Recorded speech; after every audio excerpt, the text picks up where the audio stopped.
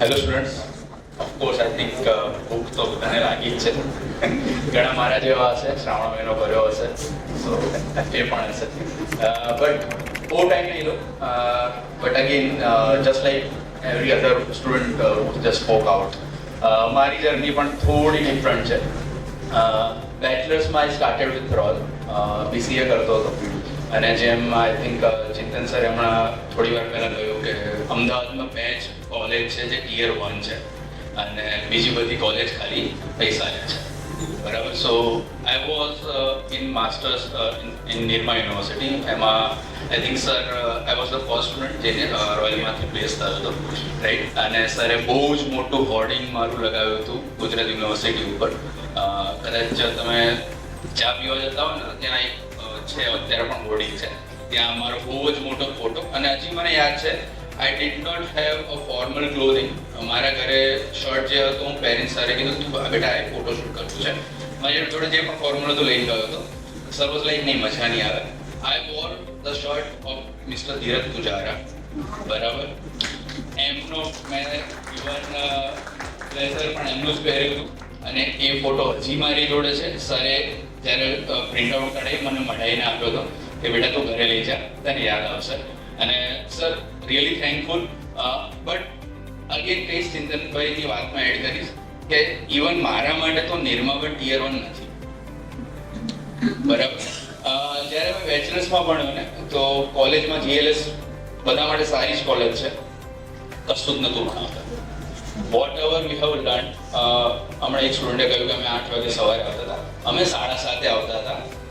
હું ત્યારે પણ વિષ્ણુભાઈ હતા, એમના બ્રધર હતા અને હેદરના લેક્ચર્સ હતા. તો ક્લાસીસ અમે ખોલતા હતા.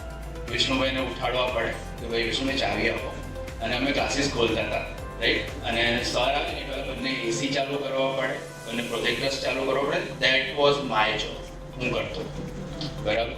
અને કહીશ કે બેચલર્સમાં શીખ્યો છું. માસ્ટર્સના જે 3 વર્ષ મેં નિરમામાં કાઢ્યા, કશું જ નવું નથી શીખ્યું. It was just a paper જે મને લાસ્ટમાં મળ્યું છે. ઓફકોર્સ એ જરૂરી હતું કેમ કે BCA ઉપર જોબ નથી મળતી, રાઈટ.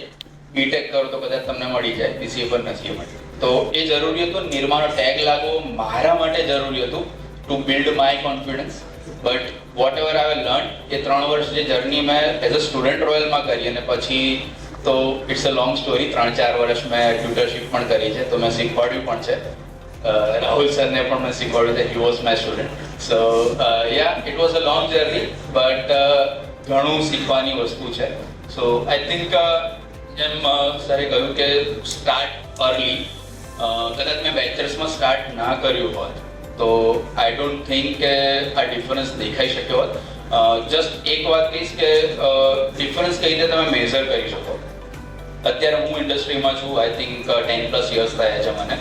બટ કોન્ફિડન્સલી અત્યારે હું એમ કહું કે વોટ એવર ધ મુમેન્ટ, દિવસના કોઈ બી દિવસે મને તમે જવા માટે પૂછો અને એ પોઈન્ટ મને ના આવડે તો હું મારા પૈસા નાખીએ, બરાબર. That is the confidence. અને એ મેં ઇન્ડસ્ટ્રીમાં જોયું છે. ઇવન આજની તારીખમાં પણ વોટ એવર ફ્રેશર સ્ટુડન્ટ્સ મારી જોડે આવતા હોય, ટ્રેનીઝ તરીકે, ઇન્ટર્ન્સ તરીકે, મારા પ્રોજેક્ટમાં હું લેતો હતો, right.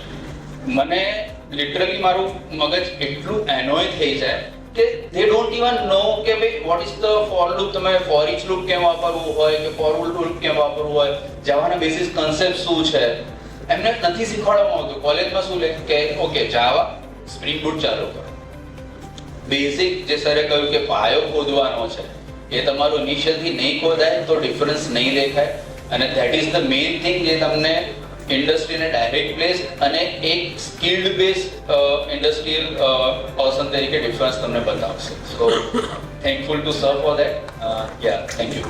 Subscribe Dheeraj Pujara YouTube channel for more updates, or you can call on 9825782290 to clear your doubts.